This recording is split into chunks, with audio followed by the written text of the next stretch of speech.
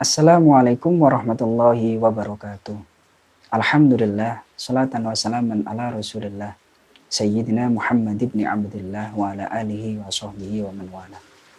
Hadirin yang dirahmati oleh Allah. Di pertemuan kali ini saya akan sedikit membahas tentang sholat. Yakni salah satu ibadah yang menjadi rasul ibadah.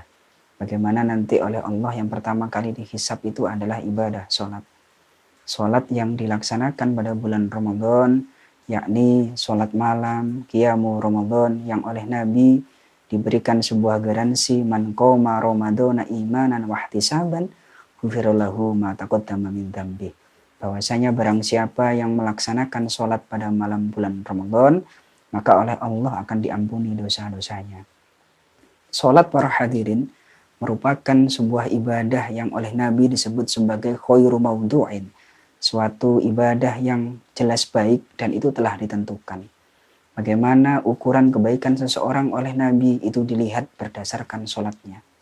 Sholat itu para hadirin hakikatnya merupakan sebuah dialog antara Allah kepada makhluknya.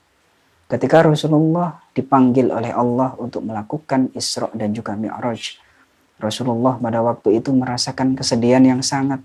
Bagaimana peristiwa sebelumnya beliau ditinggal oleh istri dan juga oleh pamannya. Kemudian beliau dihinakan oleh orang-orang kafir Quraisy, dituduh sebagai orang gila, dituduh sebagai orang-orang yang memang tidak benar. Dan beliau merasakan kesusahan yang sangat. Ketika beliau ditanyakan, memang kamu itu adalah nabi. Kalau nabi saya tanya, bagaimana kondisi dari Baitul Maqdis? Nabi merasakan kesusahan. Maka ketika Allah memanggil nabi, dikirimkanlah yakni pendamping terbaik dengan kendaraan terbaik, yakni dikirimkan malaikat Jibril bersama dengan kendaraan buruk. Nabi kemudian diangkat ketika telah sampai kepada Sidratul Muntaha. Di situ Nabi langsung berjumpa dengan Allah. Dialog antara Allah dan juga Nabi ini ternyata ada di dalam sholat para hadirin. Bagaimana Allah pada waktu itu ketika sudah sampai, malaikat Jibril bilang kepada Nabi Muhammad, kamu datanglah, salamlah kepada Tuhanmu. Kemudian Nabi berkata kepada malaikat Jibril, tolonglah temani aku. Aku tidak bisa sendirian, kata Nabi.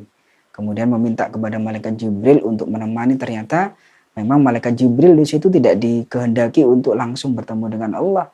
Karena yang diharapkan oleh Allah adalah Nabi Muhammad, sehingga Jibril kemudian terbakar sampai menjadi burung kecil sekali. Ketika sampai ketemu dengan Allah, kemudian Nabi mengucapkan salam di situ. At-tahiyyatul mubarakatus shalawatut thayyibatulillah.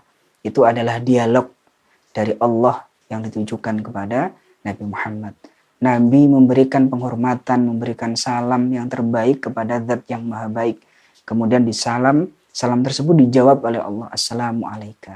Tapi Nabi tetap ingat kepada kita.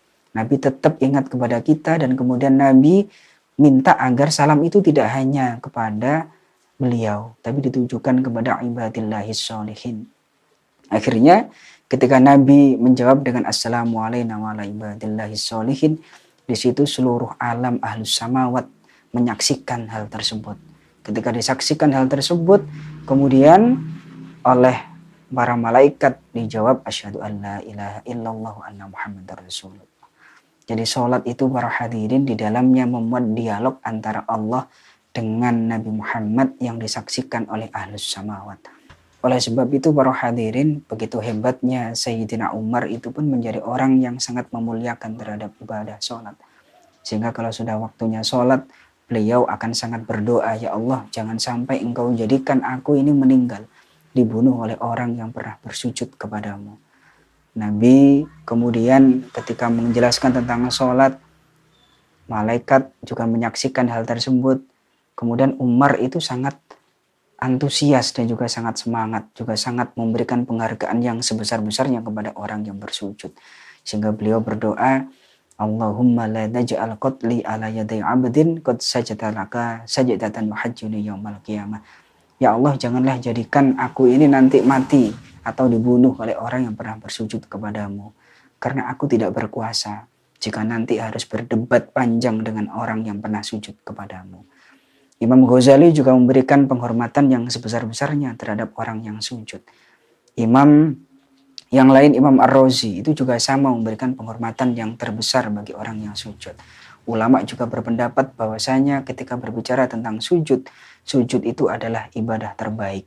Bagaimana anggota terbesar, tertinggi, termulia dari manusia, yakni adalah kepala, wajah, ini harus bersimpuh, harus diletakkan di bawah. Ini adalah bentuk penghormatan tertinggi, bentuk suatu ibadah. Bagaimana kita menahan nafsu, kita menghilangkan ego kita, yakni dalam ibadah sholat. Demikian para hadirin, semoga apa yang kami sampaikan tadi bisa memberikan manfaat yang besar bagi para hadirin semuanya. Di malam-malam bulan Ramadan ini, kita tingkatkan kualitas ibadah kita melalui sholat kita. Kita tingkatkan kualitas sholat kita, dan kita tingkatkan kuantitas dari ibadah sholat kita. Mungkin itu yang bisa kami sampaikan, bisa memberikan manfaat bagi kita semua. Wal afu minkum, wassalamualaikum warahmatullahi wabarakatuh.